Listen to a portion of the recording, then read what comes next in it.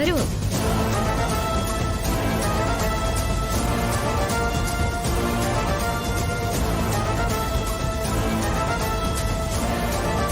ഇവരൊക്കെ എന്താ ഇവിടെ സംഭവിക്കുന്നത്?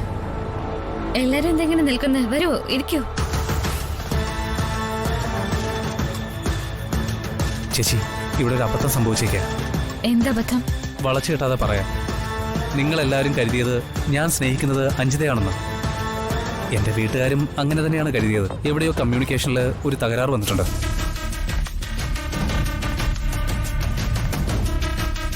ഞാൻ ഇഷ്ടപ്പെടുന്നത് അഞ്ജിതയല്ല, ഈ നിൽക്കുന്ന ഗോപികയാണ്.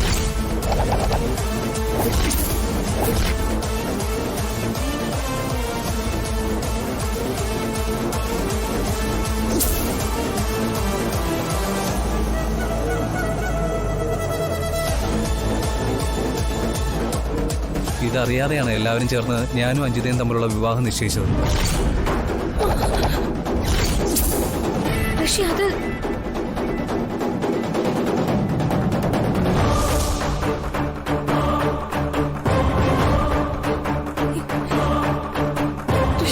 ഇപ്പൊ എന്താ പറഞ്ഞേ? സാറും ഇവരും തമ്മിലുള്ള വിവാഹ നിശ്ചയം നടത്തിയെന്നോ? ആര് നടത്തി? എപ്പോ നടത്തി? എവിടെ വെച്ച് നടത്തി?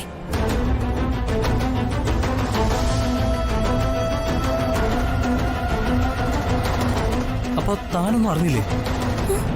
എല്ലാം ഇവിടെ ഈ വീട്ടിൽ വെച്ച് തന്നെയാ നടന്നത്.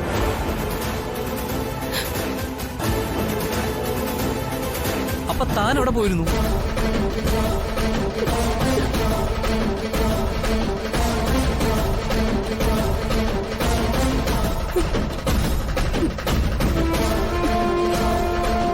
ഈ കുട്ടി ഇവിടെ ഉണ്ടായിരുന്നില്ല.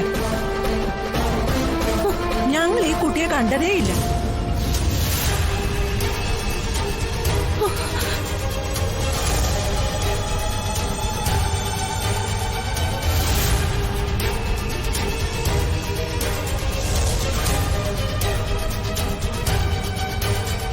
ഓഹോ, അപ്പൊ എല്ലാരും ഒറ്റക്കെട്ടായി ചേർന്ന് എന്നെ പറ്റിക്കായിരുന്നു അല്ലേ?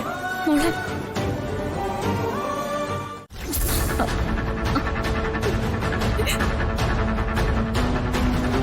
ഗോപു, മോളെ, എന്നെ അറിയിക്കാതെ ഇങ്ങനെ ഒരു വിവാഹ നിശ്ചയം എങ്ങനെ നടത്തി നിങ്ങള്? എന്തുകൊണ്ട് നിങ്ങൾ ആരും എന്നെ അറിയിച്ചില്ല ഇതൊന്നും? അപ്പൊ കരുതി കുട്ടി എന്നെ ചതിക്കായിരുന്നു. മോളെ,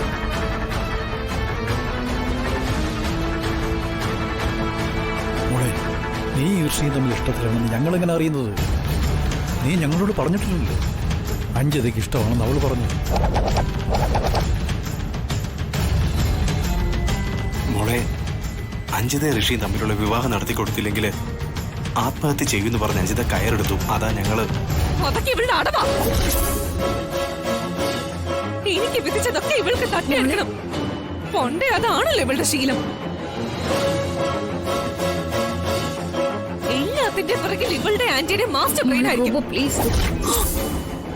ഇവരുടെ നിർദ്ദേശം അനുസരിച്ചായിരിക്കും എന്നെ അറിയിക്കാതെ രഹസ്യമായി നിങ്ങൾ വിവാഹ നിശ്ചയം നടത്തിയത്.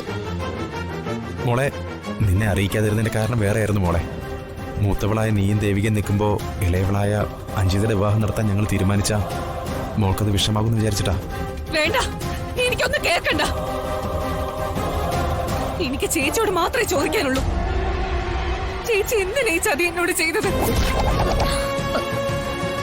മോളെ, കണ്ടല്ലോ, സത്യാവസ്ഥ ഇപ്പൊ ബോധ്യപ്പെട്ടില്ലേ? പക്ഷെ മോനെ, വിവാഹ നിശ്ചയം നടത്തിപ്പോയില്ലേ? ചേച്ചി മുന്നിട്ട് നിന്നല്ല ഈ വിവാഹ നിശ്ചയം നടത്തിയത്. ആ ചേച്ചി തന്നെ ഇടപെട്ട് ഞങ്ങളുടെ വിവാഹ കാര്യത്തിന് ഒരു തീരുമാനം ഉണ്ടാക്കി തരണം. എല്ലാം അറിഞ്ഞിട്ട് വേണമായിരുന്നു കല്യാണം ഉറപ്പിക്കാൻ. ഇപ്പൊ വിവാഹം ഉറപ്പിച്ചിട്ട് അത് മാറ്റണമെന്ന് പറഞ്ഞാൽ നടക്കുന്ന കാര്യമല്ല, നടക്കില്ല.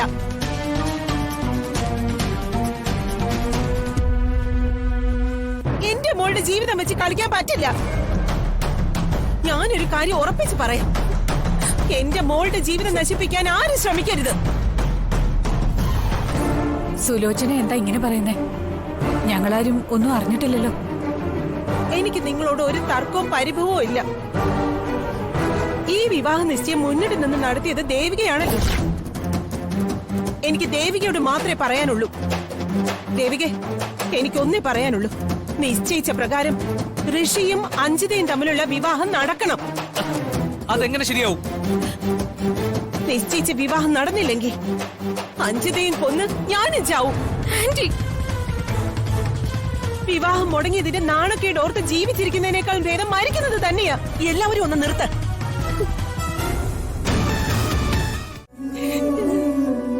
ഗോപി, നീ കരയാതിരിക്കെ.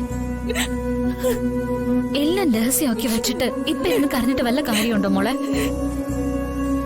നിനക്ക് ഇങ്ങനെ ഒരു ഇഷ്ടം ഉണ്ടായിരുന്നെങ്കിൽ നീ എന്തുകൊണ്ട് എന്നോട് പറയാതിരുന്നത്? എന്നോടെങ്കിലും നിനക്കത് പറഞ്ഞുകൂടായിരുന്നോ?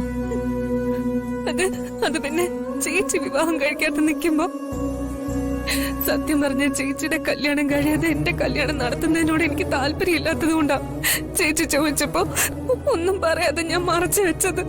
എനിക്കത് സംശയം ഉണ്ടായിരുന്നു. അതുകൊണ്ടാണ് ഞാൻ പലപ്പോഴായിട്ട് നിന്നോട് ഇതിനെ കുറിച്ച് ചോദിച്ചത്. അല്ല, ഇതൊക്കെ എപ്പോഴായിരുന്നു തുടങ്ങിയത്? അത് അന്ന് നാട്ടിലെ വെച്ച് തന്നെ ഋഷി എന്നെ പ്രപ്പോസ് ചെയ്തതാ.